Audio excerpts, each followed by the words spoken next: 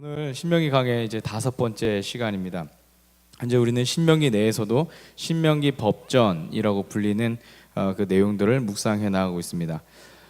신명기 전체적인 그 구조 속에서 우리가 현재 와 있는 위치를 우리 한번 좀 살펴봤으면 좋겠습니다. 화면 준비해 주세요. 네. 우리가 지금 계속 묵상하면서 광야 생활 회고도 했고요, 율법 선포를 준비했던 그런 장면도 우리가 3번째 시간 통해서 들었고요. 그리고 계속해서 신명기 법전의 내용들을 우리 지난주와 또 오늘 이제 계속해서 이제 말씀을 해나갈 겁니다. 그리고 이후에는 이제 언약의 뜻과 모세의 축복과 죽음 이런 내용들이 있을 건데, 신명기 법전은요 26장 19절까지 그 말씀이 이어집니다. 우리가 다음 주 목요일까지 묵상할 내용들이 이제 신명기 법전이다, 그렇게 이제 생각을 하시면 됩니다. 그리고 그 율법에 대한 내용이 다 낭독된 뒤에는 모세가 27장에 가서 그 모든 율법들을 돌기둥에 새겨라라고 그렇게 장로들에게 명하죠. 그리고 다시 한번 백성들에게 이 율법에 따라서 살 것을 결단하게 합니다. 바로 여기까지가 신명기 법전과 관련한 그런 이제 내용입니다. 여러분 어떻습니까?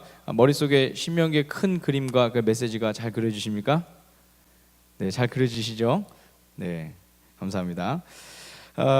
신명기 법전은요 이스라엘 백성들이 가나안 땅에 들어가 살아가야 하는 그런 삶의 방식에 대해서 우리에게 말씀해주고 있습니다. 그러다 보니까 꽤나 많은 내용들이 그 안에 담겨져 있어요. 거의 한 25장 정도에 걸쳐서 나오는 그런 내용들이기 때문에 그 양이 굉장히 많습니다. 그리고 여러분 말씀을 묵상하시다가 느끼셨을 텐데 때로는 같은 규정이 계속해서 반복되어 나오는 것 같기도 하고, 그리고 굉장히 복잡한 그런 내용들이 있는 것 같기도 하고, 때로는 잘 이해가 되지 않는 내용들이 있는 것 같기도 하고, 이런 것들이 이제 그 신명기 법전 안에 다 담겨 있었죠.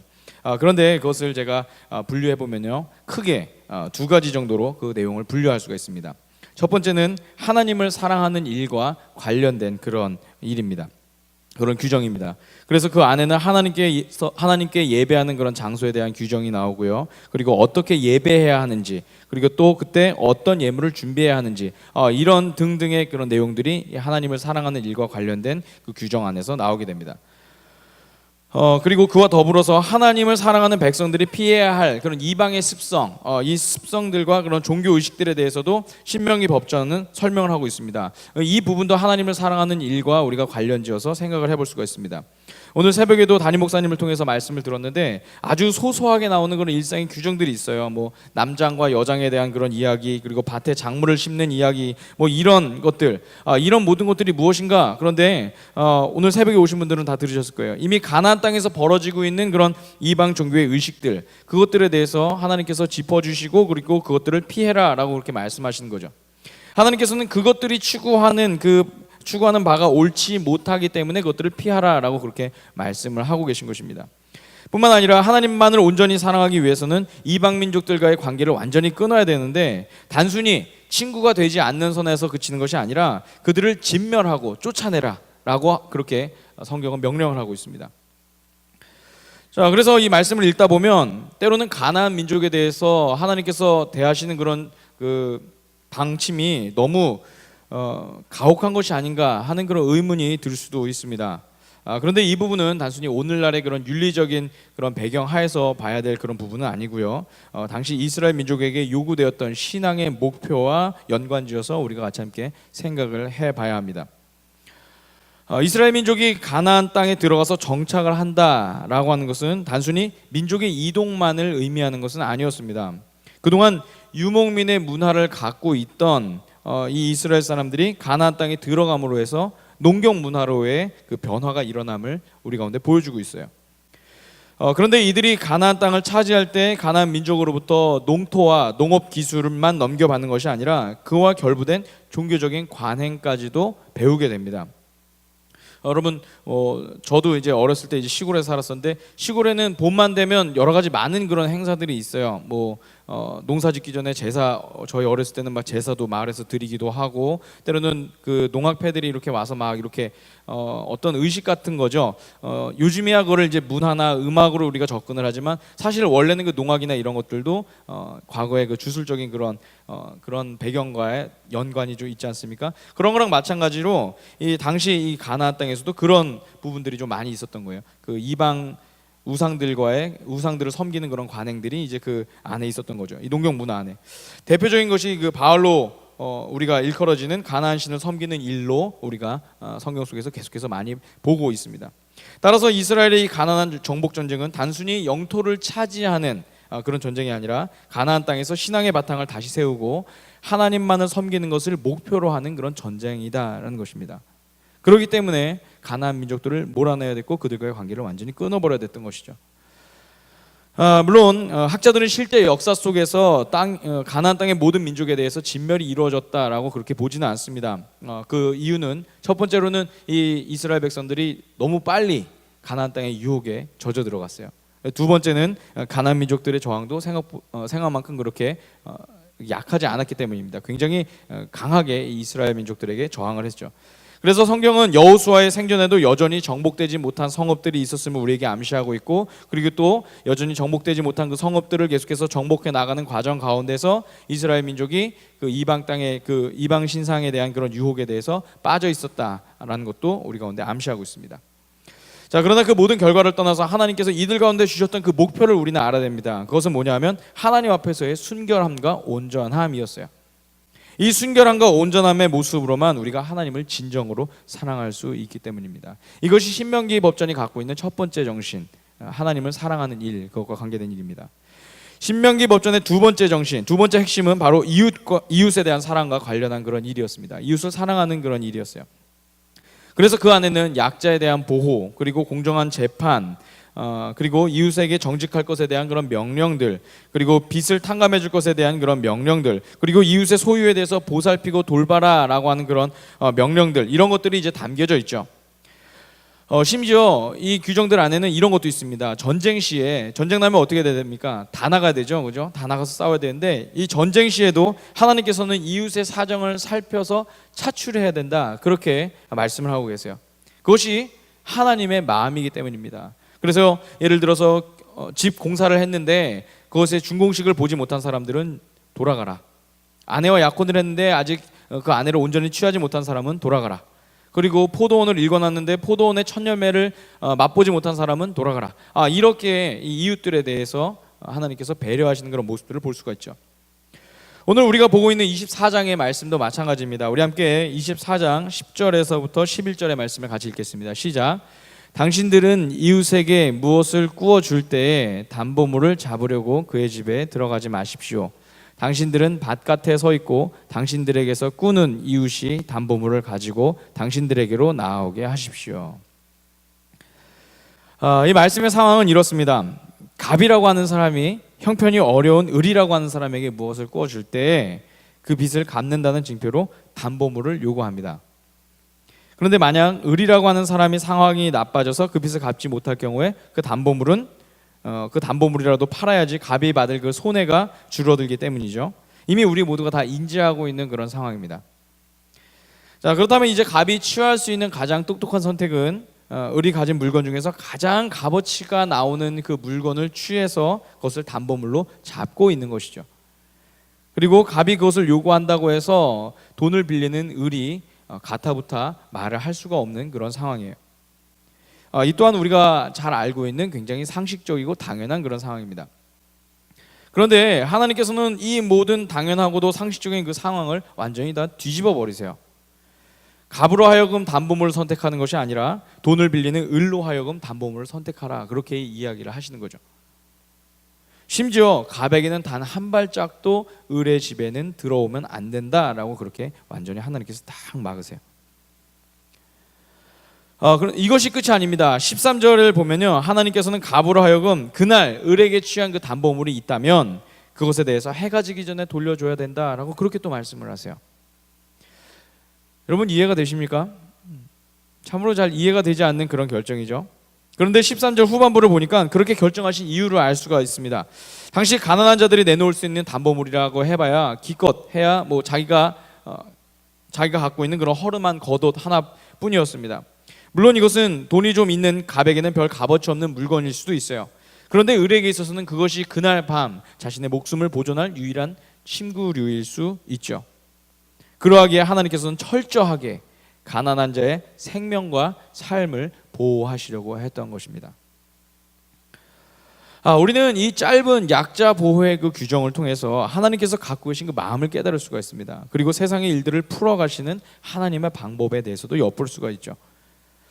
우리 모두가 알다시피 세상에서는 돈을 빌려준 갑에게보다 돈을 빌린 을에 대한 규정이 훨씬 많습니다. 그렇죠?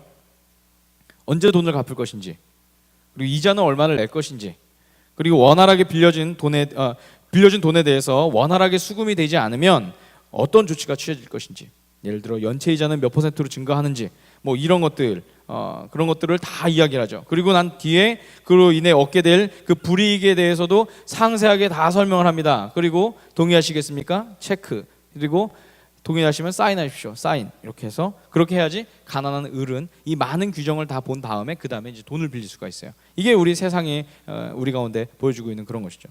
제가 왜 이렇게 잘 아는지 궁금하시면 4월 25일자 수요 공감 예배 설교를 한번 들어보시기 바랍니다. 한 탕자의 이야기가 거기 나옵니다. 네.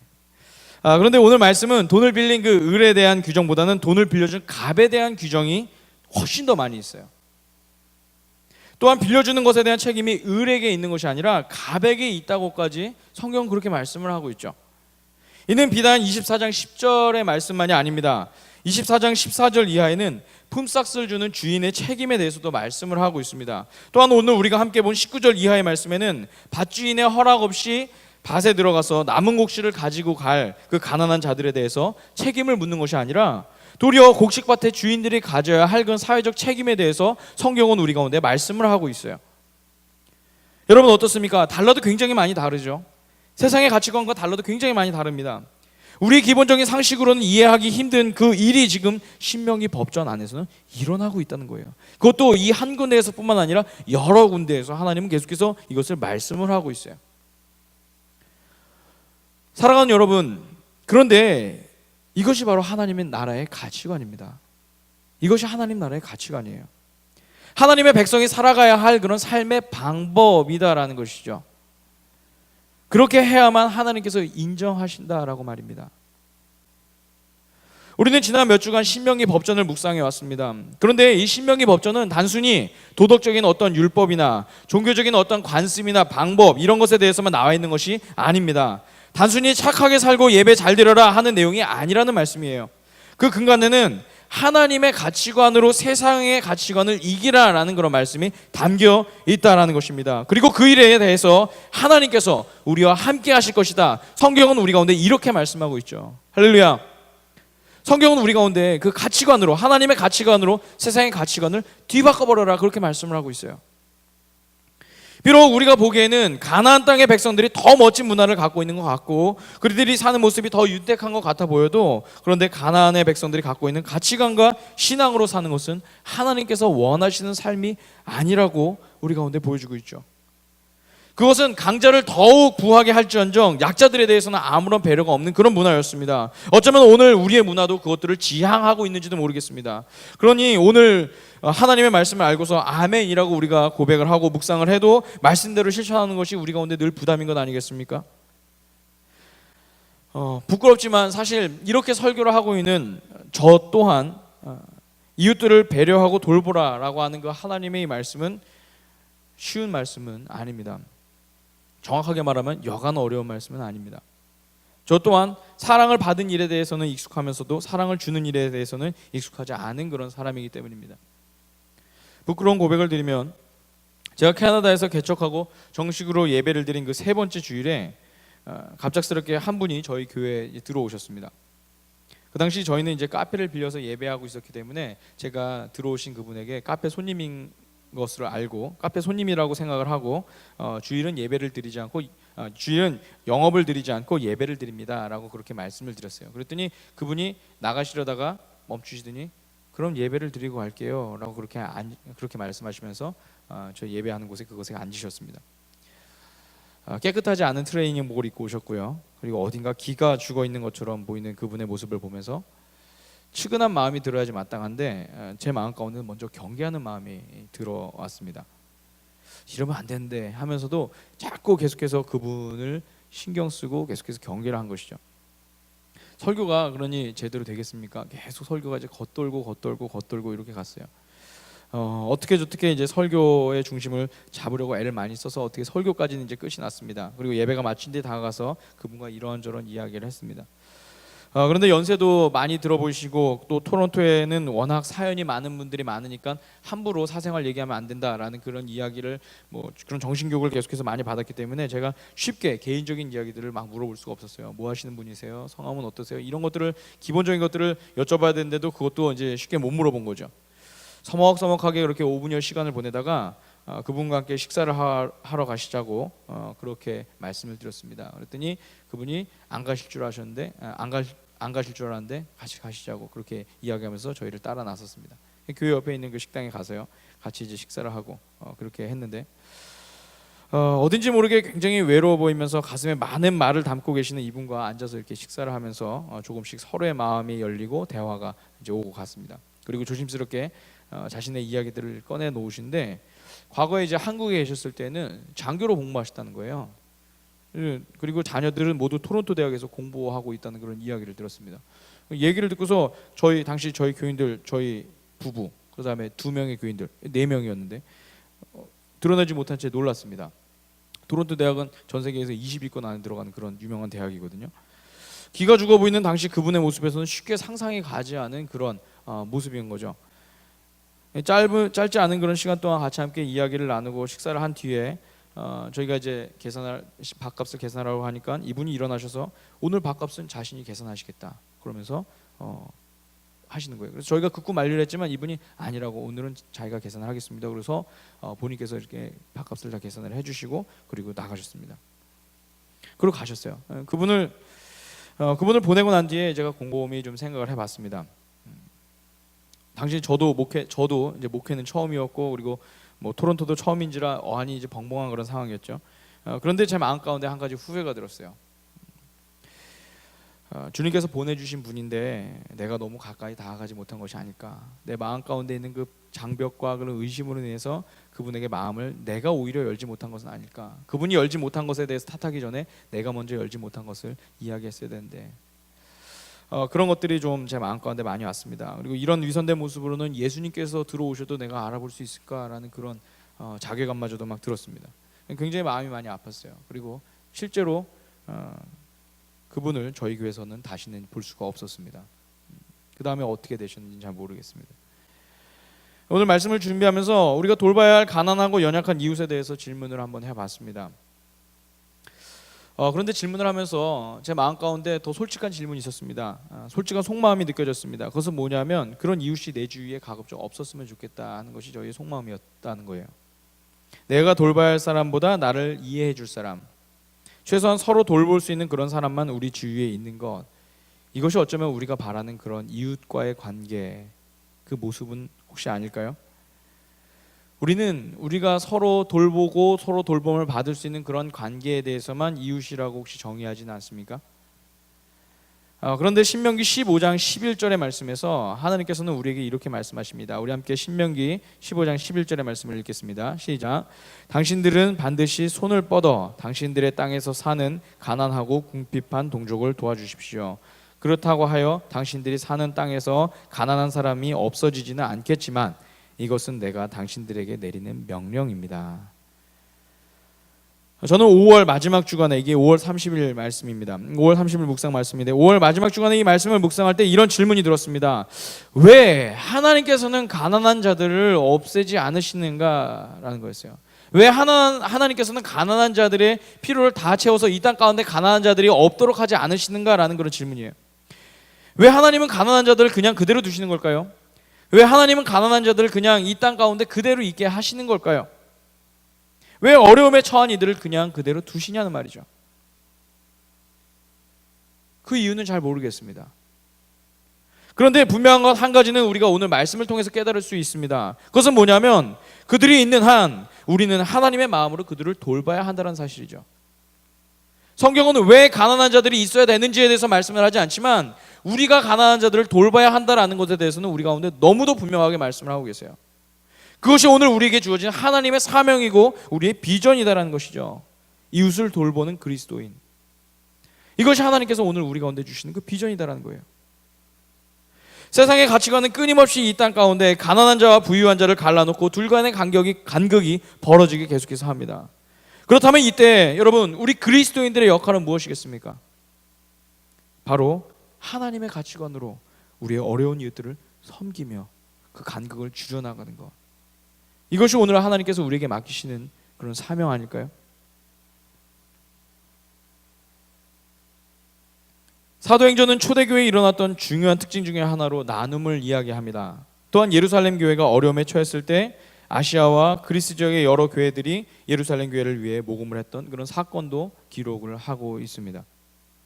사실 이 모든 것들은 사람의 의지로만 된 것은 아니었습니다. 이 모든 나눔의 이야기들은 성령의 역사와 함께 맞물려서 나오고 있음을 우리는 주목해 봐야 합니다. 사랑하는 여러분, 성도의 나눔, 이 성도의 나눔이라고 하는 것은 성령의 역사의 결과입니다. 성령의 역사의 결과라는 거예요. 성령께서 우리와 함께 하심으로 인해서 우리를 다스리는 주인과 가치관이 바뀌기 때문이죠. 당시 성도들이 그냥 분위기 때문에 남들이 내니까, 김서방이 내니까, 이서방이 내니까 나도 내야겠다, 이렇게 해서 낸 것이 아니라, 또는 홧김에 그 일들을 한 것이 아니라 성령의 역사 가운데 이들이 동참을 했다라는 것입니다. 한국교회 역사 안에도 그런 아름다운 이야기가 있었습니다. 1900년 4월에 있었던 그런 일인데, 지금으로부터 118년 전에 일어났던 그런 일입니다. 강화도에서 일어났던 이른바 빅탕감 장치로 불리는 그 사건입니다. 강화도 홍의 마을이라고 불리는 곳에 종순일이라고 하는 그 그리스도인이 있었습니다.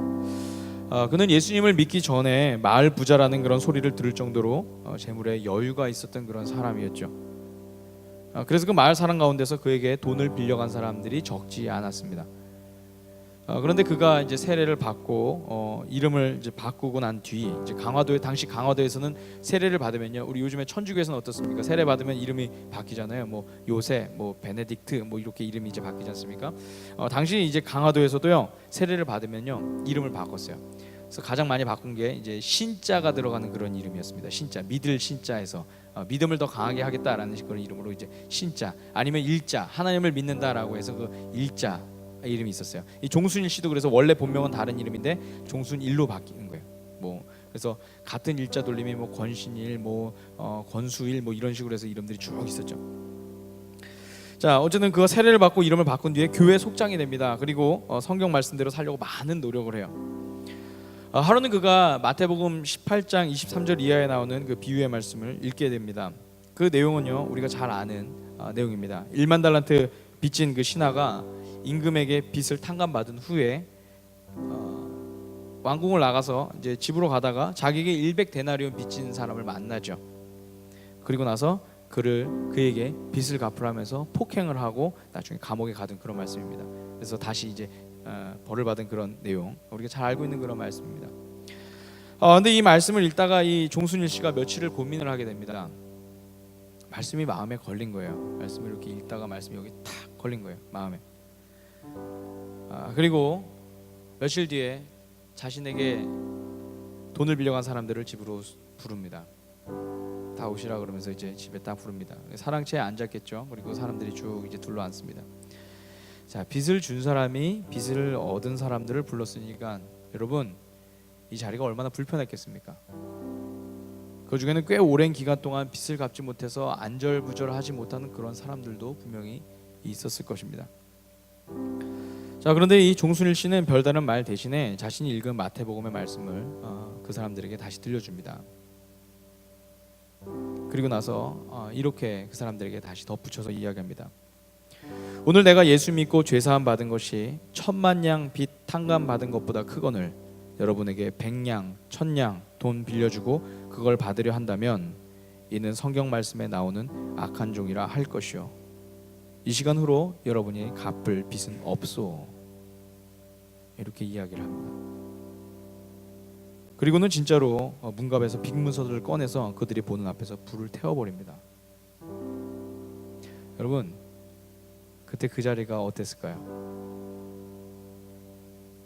두려운 마음, 염려 가득한 마음으로 온 이 가나안 사람들이 감격해서 눈물을 흘리고, 그리고 이 사건을 계기로 이 종순일 씨의 마음은 복음이 급속하게 전파되는 그런 놀라운 역사가 그 자리 가운데 일어났습니다. 그리고 이후에 이 종순일 씨는 감리교회 목사가 되어서 강화도 지역의 복음화에 앞장을 서게 되죠. 그리고 강화도에는 이 종순일 씨의 그 이야기를 듣고 똑같은 빅탄감 잔치를 받은 이야기들이 계속해서 퍼져나가게 됩니다. 여러분 어떻습니까? 부럽죠? 참 멋지지 않습니까?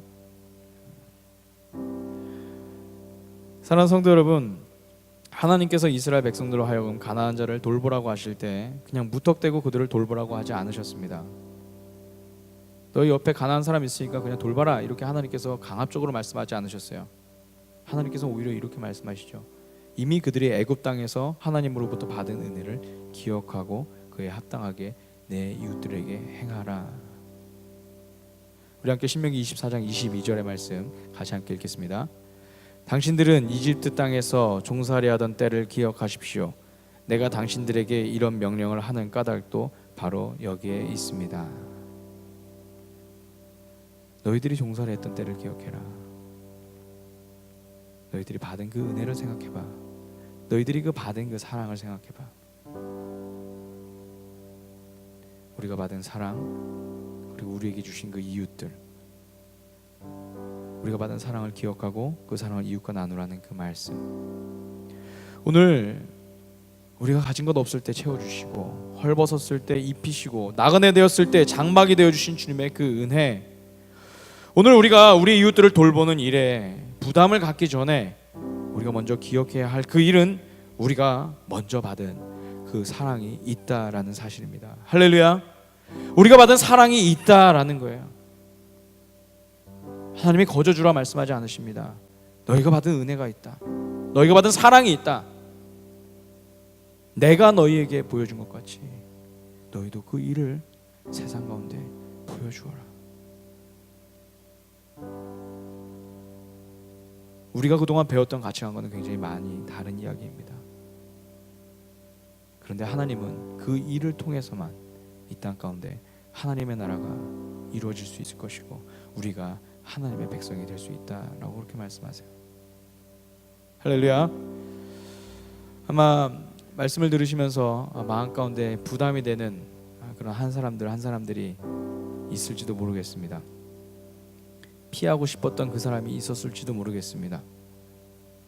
그런데 주님의 말씀, 그 말씀은 피할 수 없는 그런 책임을 우리 가운데 오늘 던져주고 있는 것 같습니다. 이미 우리가 받았기 때문에, 이미 우리도 그 사랑을 알고 있기 때문에. 오늘 이 밤에 우리는 힘이 없지만, 우리는 그렇게 결단하기가 굉장히 어렵지만, 그러나 주님, 제가 다시금 주님의 그 사랑을 회복하고 그 사랑으로 제가 마음 가운데 담아두고 있는 그 이웃을 향해서 나아가도록 하겠습니다. 저에게 힘과 용기를 주시옵소서. 우리 마음으로 우리 같이 함께 찬양하고 기도하면서 결단하고 주님께서 주신 그 삶을 살아내는 저와 여러분 되시길 주님의 이름으로 축원합니다.